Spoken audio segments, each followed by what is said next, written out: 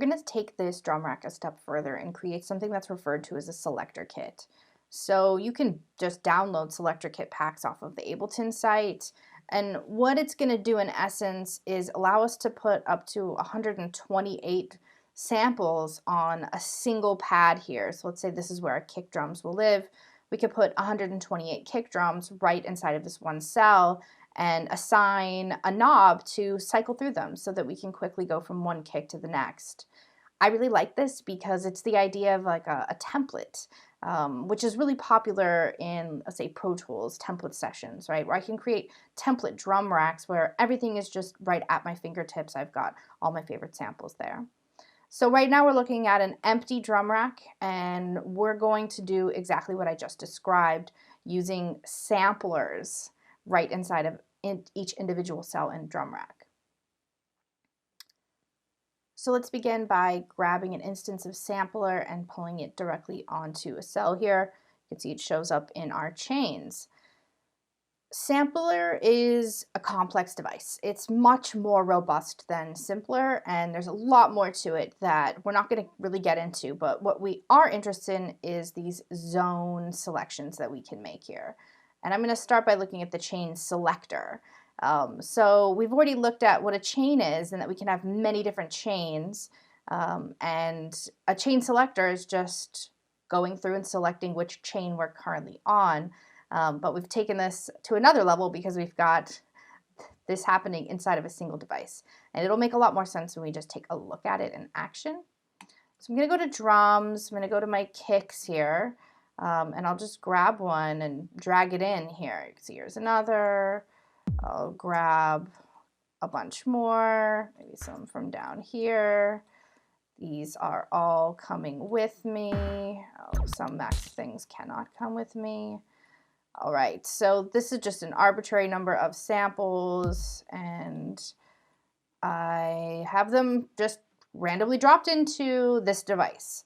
So right now I have more than one sample living on this inside of this sampler.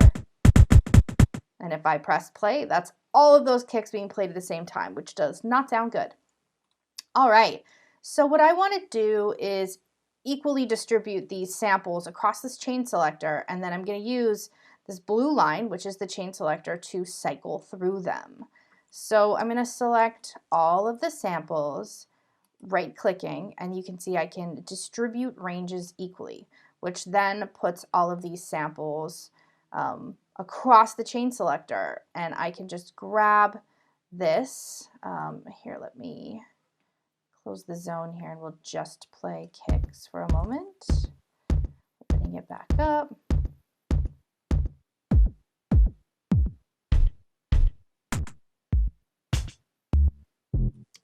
And I'm really quickly cycling through all of these different kick drums that I have inside of this one sampler device. Now to take this a step further, I'm going to map the chain selector to a macro knob. So this is like an internal MIDI mapping functionality. We've already looked at the internal processing functionality in terms of serial and parallel MIDI and audio effects processing, but I can also do somewhat of an internal MIDI mapping as well. So I'm going to click on map here. I'm going to select the chain selector by clicking on it, and I'm going to map it there. Getting out of map mode, and then you can see as I move this rotary, the chain selector goes with it. So I'm just going to launch that clip again.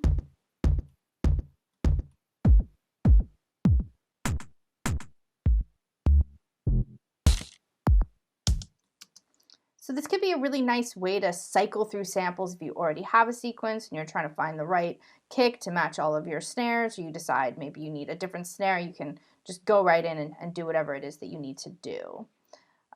So I'm going to just quickly do this again so you can see it. I'm going to Instruments, Sampler, going to drop in an empty cell here. Here's the second part of my chain. I've got two chains inside of this device now. Opening up the zones, going to the selector, going to my drum sounds. This time we'll do hi-hats.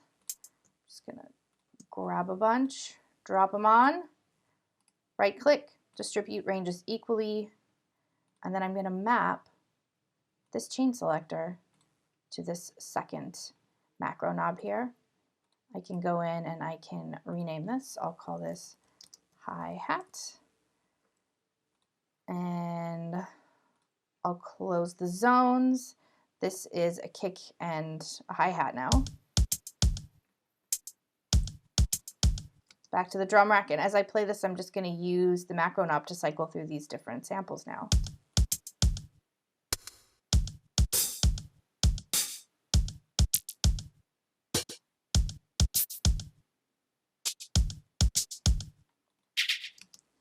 So in addition to being a really great way to have samples right at your fingertips, there's a bunch of other possibilities with this device. In the last video, I had referenced having many different iterations of one sample, like a hi-hat just being played at different velocities, different places of a stick hitting a cymbal. I could do the exact same thing and just have, 128 different versions of one hi-hat in one sampler, and then use the chain selector to just randomly move through them. So I'm actually only sequencing things on one part of the piano roll or one MIDI note, but within this MIDI note I can sample through 128 versions of a hi-hat, which is maybe much more like a regular drummer would execute this.